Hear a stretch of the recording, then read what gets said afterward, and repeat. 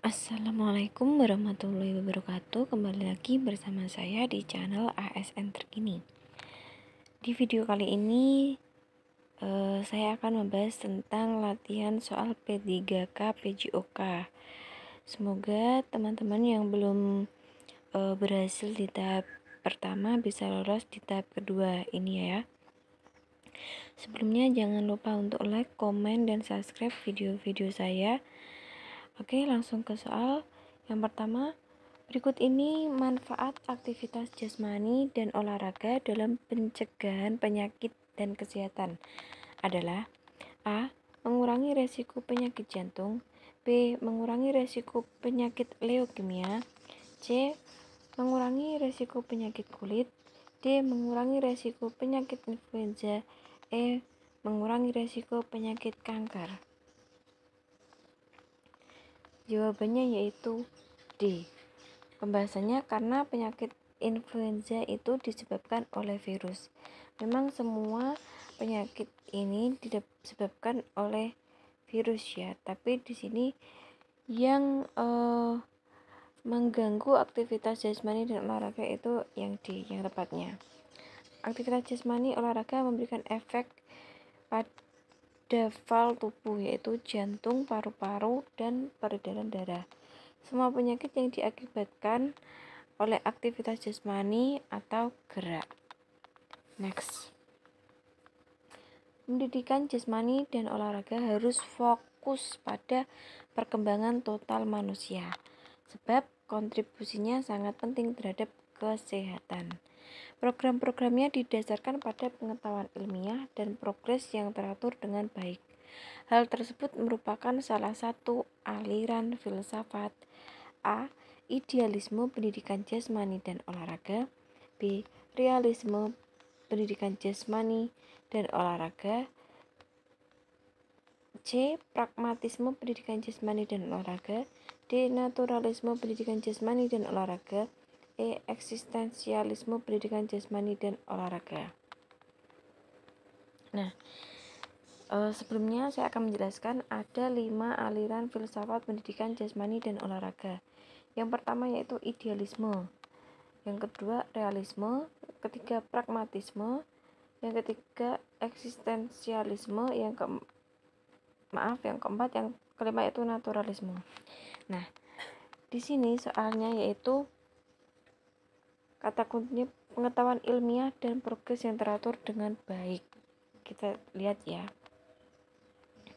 A. Kalau yang idealisme itu sebagai pusat kehidupan manusia, berarti yang A ini salah. Kata kuncinya ini ya, pengetahuan ilmiah dan progres yang teratur dengan baik. Ini kata kuncinya. Oke. Yang realisme yaitu kebenaran dapat ditentukan dengan baik melalui metode ilmiah. Contohnya pengembangan pendidikan jasmani dan secara ilmiah. Jadi yang B ini udah benar. Jadi jawabannya yang B.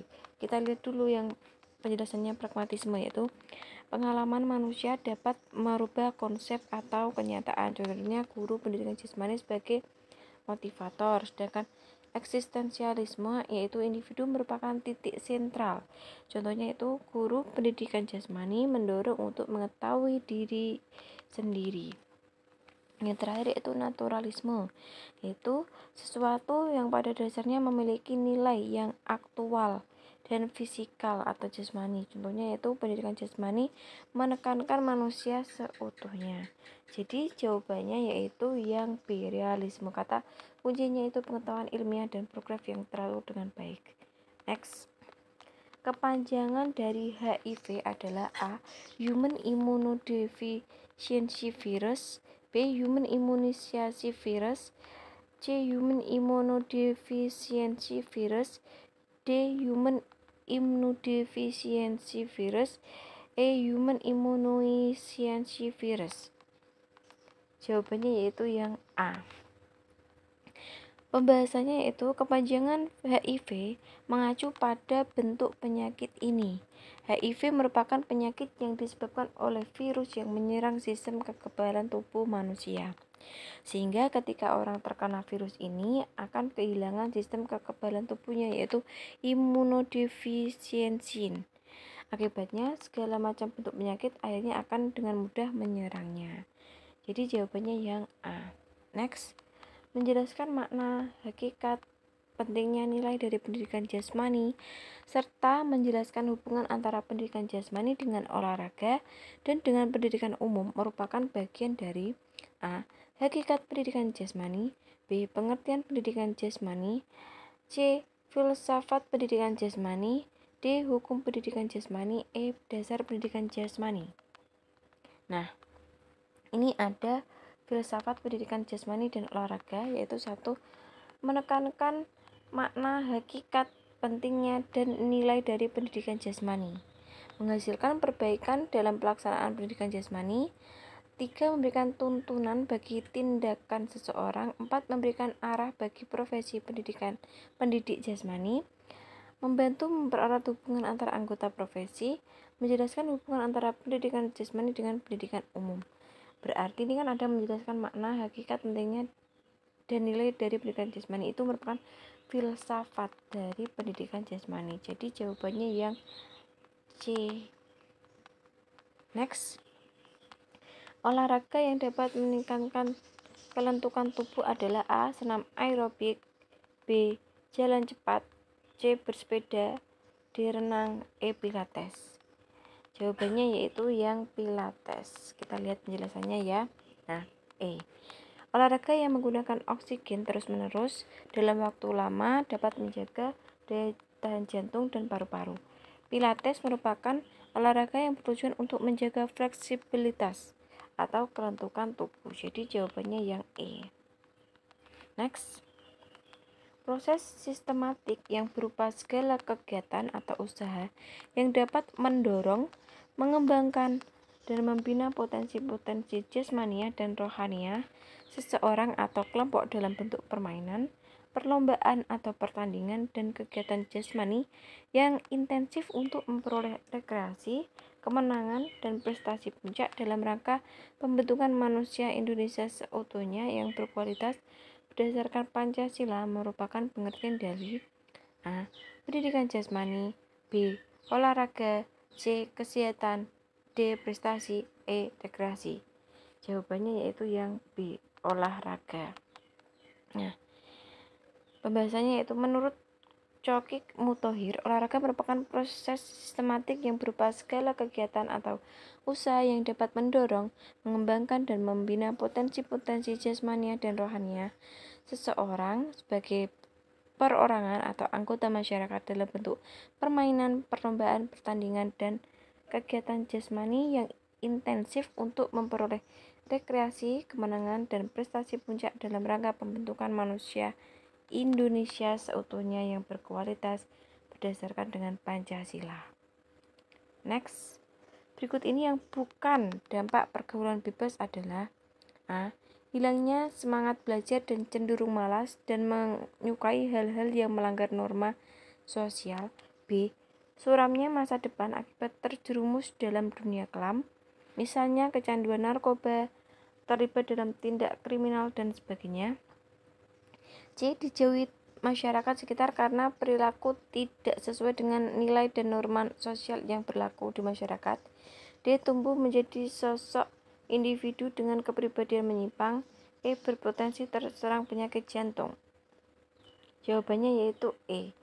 E ini bukan merupakan resiko dari pergaulan bebas ya. Ini merupakan penyakit yang disebabkan oleh gerak dan kolesterol serta tensi tinggi. Oke, next. Terjadinya cedera saat aktivitas gerak pada peserta didik, hendaknya guru PJOK memperhatikan ciri-ciri terjadinya cedera, antara lain rubor, tumor, kalor, dolor, dan function leasa. Ciri-ciri yang muncul pada cedera kalor ditandai dengan A. Terjadinya peningkatan suhu pada area atau bagian tubuh yang terjadi cedera. B. Terjadinya pembengkakan pada bagian tubuh yang cedera. C. Terjadinya rasa sakit yang berlebihan pada bagian tubuh yang cedera. D. Terjadinya perubahan warna pada bagian tubuh yang cedera. E. Terjadinya nyeri yang terasa pada daerah yang mengalami infeksi. Jawabannya yaitu yang C. Nah, bahasanya gini, kondisi lokasi cedera akan lebih panas karena kan kata kuncinya yaitu kalor ya, kalor panas dibandingkan dengan bagian kondisi lainnya. Jadi jawabannya itu terjadinya rasa sakit yang berlebihan pada bagian tubuh yang cedera, yaitu C. Next. Di bawah ini adalah bagian dari cabang filsafat kecuali A. Epistemologi, B. Logika, C. Metafisika, D. Aksiologi, E. Terminologi. Jawabannya yaitu yang E. Terminologi. Nah, cabang filsafat yaitu ada 4. Yang pertama metafisika, artinya mempelajari hakikat sesungguhnya dari sesuatu. Kedua yaitu aksiologi, yaitu mempelajari nilai dan arti realitas termasuk etika dan estetika. 3. Epistemologi, mempelajari hakikat atau teori dari pengetahuan dan penguasaannya. 4. Yaitu logika, penalaran eksperimental dan pemecahan masalah yang mengarah pada pemikiran yang akurat. Oke, lanjut. Membangun karakter yang baik kepada anak agar anak memiliki kepribadian yang kuat, sikap cinta, damai, dan toleransi dengan lingkungan sekitar. Kemudian untuk membangkitkan sikap sportif, jujur, disiplin, bertanggung jawab, kerjasama, percaya diri, demokrasi melalui aktivitas jasmani merupakan bagian dari A. Pengertian pendidikan jasmani, B. Pengertian olahraga, C. Filsafat pendidikan jasmani, D. Tujuan pendidikan jasmani, E. Hakikat pendidikan jasmani. Jawabannya yaitu yang C. Pembahasannya secara sederhana, tujuan pendidikan jasmani memiliki 3 ranah dalam satu kesatuan yang utuh, yaitu kognitif, afektif, dan psikomotorik. Kognitif meliputi konsep gerak, arti sehat, memecahkan masalah, kritis, dan cerdas. Sedangkan afektif itu menyukai kegiatan fisik, merasa nyaman dengan diri sendiri, ingin terlibat dalam pergaulan sosial, percaya diri, sportif, jujur, disiplin, dan demokratif. Sedangkan psikomotorik itu meliputi gerak dan keterampilan, kemampuan fisik dan motorik, serta perbaikan fungsi organ tubuh. Jadi jawabannya yaitu, maaf ini salah ya, ini D. Jawabannya yang D, yaitu yang D, tujuan pendidikan jasmani. Oke, ini kuncinya salah, jawabannya yang D. Oke, terima kasih, cukup sekian. Semoga video ini bermanfaat bagi teman-teman semua dan lolos tahap P3K tahap 2. Wassalamualaikum warahmatullahi wabarakatuh.